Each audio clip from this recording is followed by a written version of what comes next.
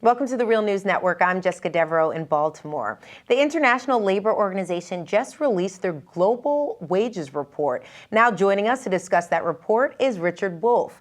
Richard is the Professor Emeritus of Economics at the University of Massachusetts Amherst, where he taught economics for 35 years.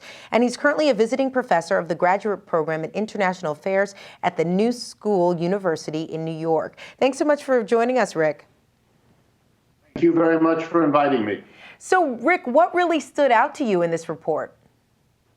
What stood out for me in this ILO report are first, the comparison of what has happened to wages. And the comparison is between the advanced economies, Western Europe, North America, and Japan on the one hand, and the so-called major emerging economies. And there they really mean China, but also India, Brazil, and a few other countries like that. And here's the stunning result. Looking over the last decade that we're talking about, 8 to 10 years, wages have been rising much, much faster in the emerging economies than in the old, established capitalist economies of Western Europe, North America, and Japan. And they're not even close. Wage increases are in the 3, 4, 5, 6% a year range in China, for example, and they're in the 1 to 2% range in North America and Western Europe and Japan.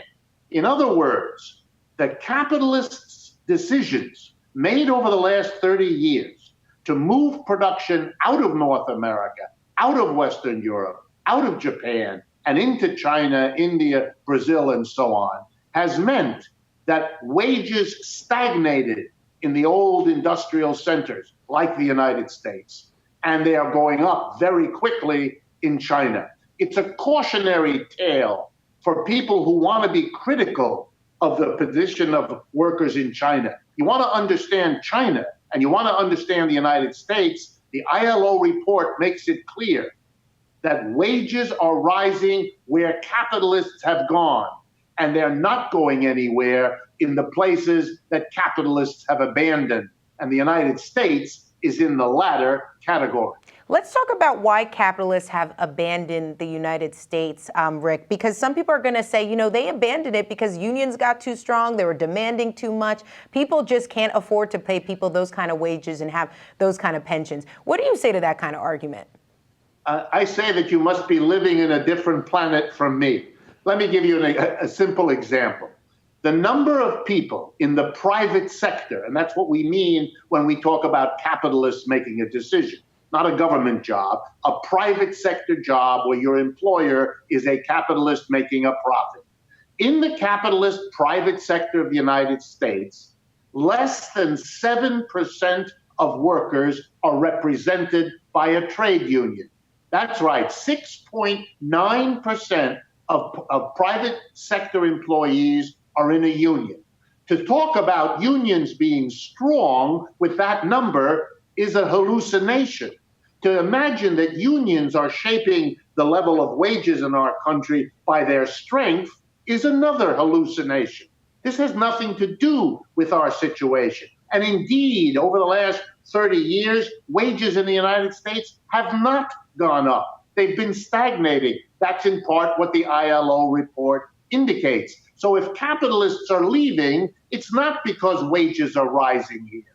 The reason capitalists are leaving is because wages are very low in those parts of the world that used to be poor colonial backwaters of the West. Those countries have now stood up, they're developing, they're independent, and they want jobs for their people, and they know they have a powerful weapon, namely the historically low wages. So a company leaves California or Cincinnati or Pittsburgh or Detroit and moves to Shanghai or Hyderabad or somewhere else, particularly in Asia, to take advantage of the fact that they can pay people there 1/3, 1/4, or less of what they would have to pay an equivalent worker here in the United States. The companies therefore make much more profits. And as any honest member of the business community will tell you, they're in the business to make profits. And they left the United States because they could make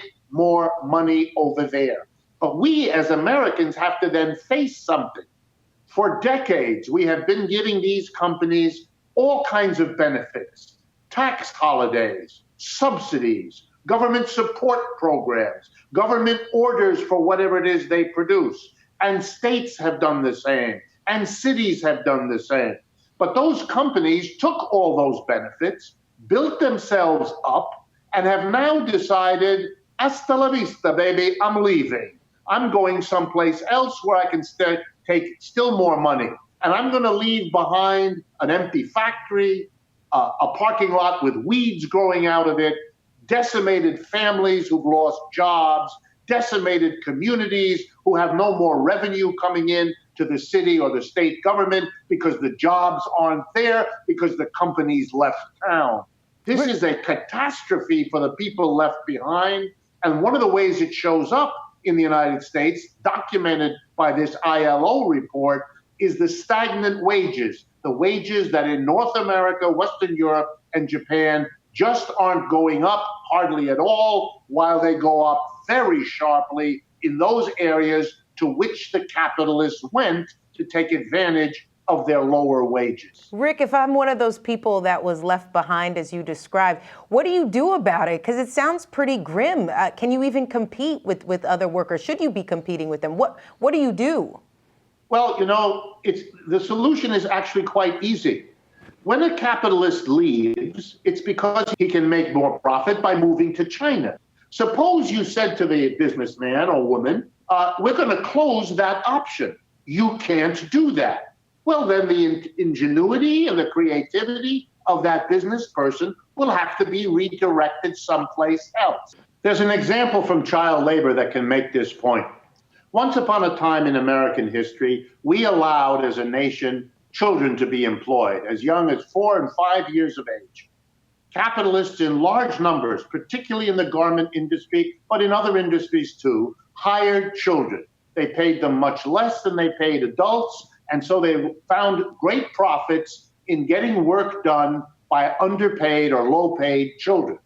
Reformers came back and said, my God, this is inhumane. Those children should be in school. It's not healthy, not physically, not mentally, for them to be in sweatshops and factories and all the rest of it. And the capitalists said, my God, that's going to damage our profits. And if you damage our profits, we won't be able to help this economy grow. And the reformers said, well, we're sorry, you're going to have to find it another way to grow. And laws were passed that made child labor illegal. And we didn't do it anymore. And we haven't done it for a long, long time. Guess what? Did capitalism collapse? Hardly. Did businesses fall apart? Not at all. What you did was you made businesses find other ways to improve their profits. New technologies, new customers, new raw materials, new commodities to produce. There are lots of ways for businesses to make money, and when you cut off something the society doesn't want, it's not the end of the world. Well, here's my example. Cut off the ability to abandon a city like Detroit or Cleveland or Camden, New Jersey, or thousands of other American cities suffering from this problem. Say to the businesses, you can't take all that we've given you over the years in subsidies and tax breaks and special courses in the high schools to get kids ready to work in your business. You can't walk away from that to go get profit someplace else, leaving a social disaster behind. That's as unacceptable to us as child labor was years ago. And you close the door on factories leaving, and you say to the businesses, you're just going to have to find less socially destructive ways to improve your business. They overcame the problem with no longer being able to hire children. And guess what? They can also find ways to improve their business situation without laying waste to city after city in this country.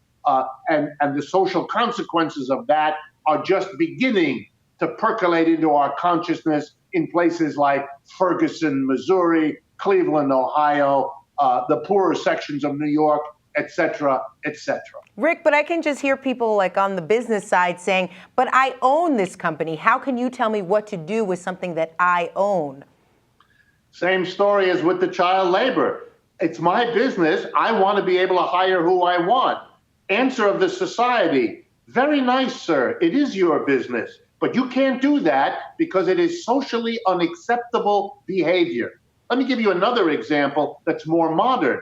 There was a time when an employer felt, particularly they were males, that they had all kinds of sexual rights with their female employees. And they didn't hesitate in many examples, and we know of cases right now, don't we, where employers or people in power take advantage of their employer situation to extract sexual favors from their subordinates. And we have made as a society the decision that's illegal. And the answer, it's my business, I can do what I want, and if an employee doesn't want to do what I want, they can jolly well leave. This answer of the business community has been laughed out of the courtroom. They can't do it. Now, I would argue as an economist that the damage done to our society from child labor and from sexually unwanted demands from employers are no better or worse than the damage done by having companies leave the United States, leaving behind decimated communities.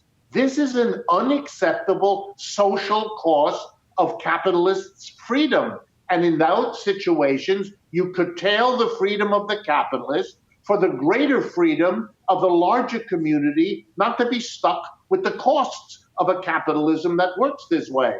I think we're better off for having stopped child labor. I think we're better off for having made it illegal for an employer to impose sexual demands on subordinates. And I think we'll be much better off if we stop permitting capitalists to get up and leave to make more money, leaving the waste and the destruction behind. And I would add one more little historical piece of information.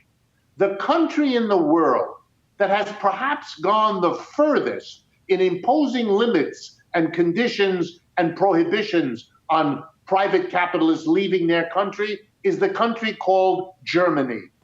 And in the last 6 years of this crisis, Germany has done better than every other capitalist country, certainly way better than the United States. So the notion that you can't constrict your capitalists and make it difficult or impossible for them to leave, which the Germans do, that this will somehow harm your capitalist system, Germany is an example that the opposite is more likely the case. All right, Rick Wolff, always a pleasure having you on. Thank you so much for joining us. Thank you as well.